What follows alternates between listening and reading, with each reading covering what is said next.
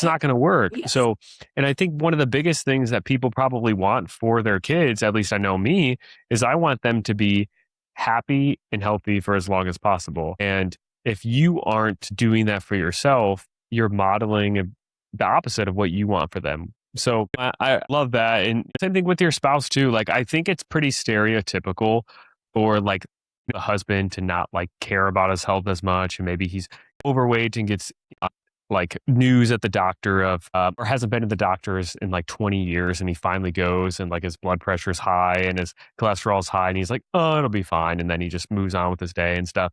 And like, if you care about your husband, which I'm sure if you're married to him, you probably do, you want him to correct those things and fix those things. But it's hard for him to buy into you encouraging him to do that stuff if maybe you're not living that lifestyle either. If you aren't working out, exercising, pay attention to your nutrition, whatever it may be for you, if you're not living that lifestyle and you tell him to do something, well, now he can point fingers at you and be like, well, you don't work out, you don't do all this stuff. But if you are doing them, it puts some pressure on him to take care of himself more too. And people say that like men have really big egos, and probably a lot of them do. And it's like, if one thing, it's like if you're working out, exercising, getting better shape, ego wise, it might drive him to take care of himself more too.